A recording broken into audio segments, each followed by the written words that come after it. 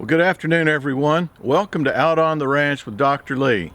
Today is kind of a special day. This is Memorial Day, and this is the day that we look back and honor all of those soldiers we've lost in all the wars, men and women alike, for years and years and years, the ones that fought and died so that we today can enjoy the freedom and the wonderful country in which we live. So I hope you've spent a good bit of this day already thinking about those people who've gone before us who made the ultimate sacrifice. Speaking of people who have fought in wars, also would like to thank all the veterans and all the people that are currently actively employed in the military services. Thank you for all you do for us too. But your day's on Veterans Day. This is for the ones that didn't make it back. With all of this in mind, I thought today would be a really good day to bring Uncle Floyd back online. I personally have not served in the military, but Uncle Floyd has. He was in the Navy in World War II, and I have already filmed his entire naval career. And a lot of people have asked me for World War II stories from Uncle Floyd, so this is a good time to start it.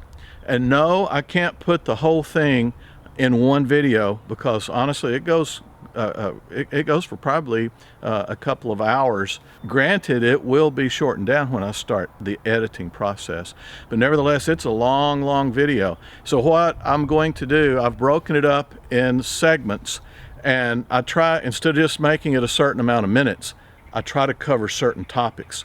So I'm going to go ahead and start the first topic, and in doing that, I'm leaving out a little bit of his life because I've already started some of the earlier days in his life, and I'm leaving out a part between the time he was about 14 and 15 years old and the time when he was called to go to war.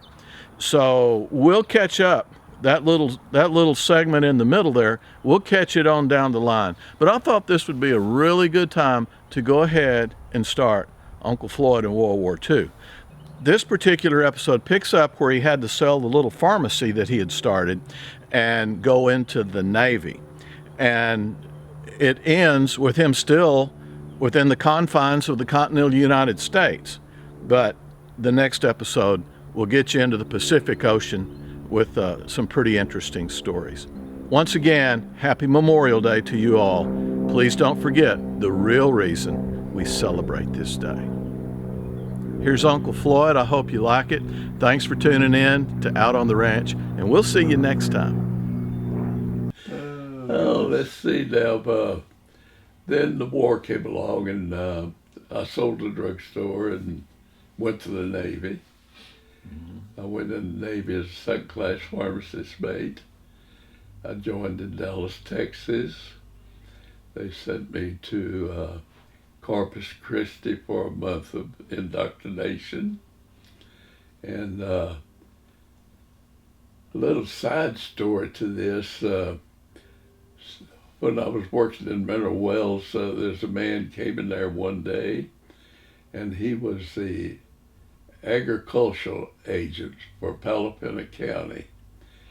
And his name was Tom Long. And the first person I saw when they sent me to Corpus Christi was Tom Long. And he was the chief pharmacist mate. Yeah. And I knew he would remember me, but I went up to him and I said, "Are you Tom Long?" "Yeah." Well, I told him who I was, and he said, "You want a good job?" I said, "I don't know, Tom. I don't know anything about the Navy. I just got in it yesterday." And so he told him, Master at Arms, so when you get character checked in, send him over to the warehouse where I work. So they sent me over, and I was supposed to be down there going to school for a month. And I really wanted to go to school, but he said, "No, I just want you to work here for me." And then there was a little red-headed chief pharmacist mate was working in there too. And incidentally, he was from Houston, and he was in World War I. And then we met another fella. We went up to get our clothes, and this chief pharmacist mate saw a guy and said, "Hey, Whitey, what are you doing here?" And he said, the other guy said, "Well, Red, what are you doing here?" They were buddies in World War II. In World War One. I mean, World War One. Yeah. And so then later on, we were having an inspection as a general come in there, and we were all lined up, and Roy Young and this other guy, Whitey, were standing together, and that general passed me, got a little bit past, turned around. "What are you two guys doing here?" He was their commanding officer in World War One. Oh my goodness and gracious! He told us, Whitey, he was a second-class pharmacist mate. He said, "This inspection's over. Come over to Dr. Smith's office." Well, we went over. He went over there, and when he came back, he was the chief pharmacist mate. But that's part of the Navy. So we need to get back to He got that promotion real quick, didn't he? Yeah, he did. So anyway, we're back in Corpus Christi now. So I spent my 30 days working in that warehouse, and I really wasn't doing a lot of work in the warehouse. He told me and the chief he wanted us to inventory all the furniture in all the officers' quarters. And he said, "If you get thirsty, well, just look in the refrigerator. If they got any beer, just drink it. It's okay." He was a crazy guy. And you're supposed to be going to school now, right? Yeah, it's supposed to be 30 days in school. I was, yeah. Yeah. And in the Navy, this Tom Moore was known as Cussing Tom Moore. Yeah. And he didn't care for anything. He did whatever he wanted to do, he did. Yeah. But anyway, the time came to the end of the 30 days, and I said, "Tom, what am I going to do? I'm supposed to go over and take a test." And he said, "Well, just wait a minute." So he called the nurse that was running school and said, "Come over at my office. I'll talk to you." Well, she came over and he said, "Now, don't blame Floyd for anything about him, not attending school." Said, I wouldn't let him. I came over here. Now, he's got to take that test. What does he need to know? So she rattled off some stuff and need to know it. And he has to have a notebook. "Well, have you got one?" He said, "Yeah, I'll get you one." He's got one of those. So I sat down and I wrote that whole notebook out that night, turned it in the next morning, and I still got it at home. It says 100, neatest notebook in class. And we were all then transferred to Jacksonville, Florida, at the Naval Air Station there. Yeah. And I don't know, do we want to get into the Navy now, or we want to get into it later? I think you got everybody's attention, Floyd. Why don't you just keep going? Well, I told about the general making Whitey a chief. But anyway, I did work in the warehouse there. And one day we got a big load of supplies in, and they were all dental supplies.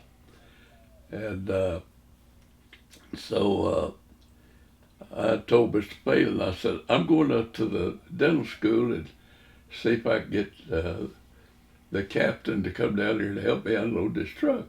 He said, "Are you crazy?" I said, "No, I'm not crazy. I want him to come down here and help me." And I went up there and I told him, I said, "I got a bunch of supplies for you. How would you like to come down here and help me unload that truck?" And he did that. And he was a captain in the dental corps. How funny. Well, anyway, they just thought I was nuts, Yeah. And then one day, an admiral came through on an inspection tour, and he left his cap laying there and went on down the hall, and I reached over and got that cap, put it on, and I was parading around there. I turned around, and there that guy stood. He said, "It's a little big for you." And his son, "Yes, sir. Yes, sir." I gave that back to him. Real quick. Well, after that, I guess most eventful thing that happened. There was a commander in the medical corps came in there, and he came to the storeroom, and we got acquainted, and he come over to visit with me a lot. And then he told me, he said, I came down here, they sent me down here to open Naval Air Technical Training dispensary, where we'll be examining thousands of Marines every day. And he said, I'm going to write to Bureau of Medicine, have you transferred up there with me. So Dr. Tindler and I went up there while they finished the building, and I wrote all the orders for all the equipment, and we got that thing open. So I was his fair-haired boy. I bet. And I was still a second-class pharmacist mate. And let's see, every fourth day I was the mate of the day, which meant I had charge of the whole dispensary from the doctors down all day long, and I had to have it spick and span, everything ready every day. And so I kept my crew busy, and if they didn't want to work, I said, well, let me do it. I'd start doing it, and then let me have that back. I'll mop that floor, whatever it is. But anyway, in the storeroom, I was ordering ethyl alcohol by the 5 gallons, and I was issued it by the cc. And that's the kind you can drink. That's the drinking kind. Yes. So So you now tell me again. You were ordering it in 5-gallon containers and dispensing it in how many? In cc's. Yeah. So I was gaining alcohol, and I'd save that alcohol, and then I told my crew, I said, now, when you have this place clean as I want it every night, I'll get you anything to eat you want. And I did. And I was trading alcohol to the cooks. And we could get ice cream, cakes, steaks, sandwiches, whatever you wanted. Well, we got it. That alcohol was better than money, wasn't Oh, it? it's better than money. And one day Dr. Tindler said, Carricker, why is everybody trying to get on your section? I said, I don't know, Dr. Tindler. I said, we're hard workers on that section. And anyway, things went well there, and we rated some first-class pharmacist mates. We rated 3 chiefs. We rated a warrant officer and an ensign, and that's the highest you can go in the hospital corps. Well, one day this ensign showed up and reported to Dr. Tindler, and so Dr. Tindler said, wait just a minute. And he called me from the storeroom and said, come up here. And he told Mr. Rhodes, said, now, I know, Mr. Rhodes, that you're in charge of all the hospital corpsmen here. That is, except Carricker. He belongs to me. You hadn't got anything to say about him. So when the meeting was over, well, Mr. Rhodes and I went out in the hall, and he said, I don't know anything to do except put your desk right beside mine. That's what he did. I'll be So we got along great. Yeah. That didn't hurt a bit, having a desk right beside That didn't hurt the CO. anything, right? Yeah. So Dr. Tindler just, I just wrote my own ticket all the way through. Yeah. And then one morning, Mr. Rhodes came down there, and his face looked like a bulldog. It was swollen up so bad. And I said, what's wrong with you? He said, well, they pulled all my teeth yesterday and set another set in and told me not to take them out. Oh, and he said, I am in misery. Yeah. And so the day went on, and I said, Mr. Rhodes, do you know that we're supposed to take the examinations in 3 days? Yes, I do, Carricker. I said, Mr. Rhodes, have you written the examination yet? No, I haven't, Carricker. I said, Mr. Rhodes, who's going to write them? You are, Carricker. So So I made out all the questions for the HA deuces, HA ones, the third class, the first class partnership league. And were these tests that you had to take yourself? Yeah, And you wrote the test out? I did.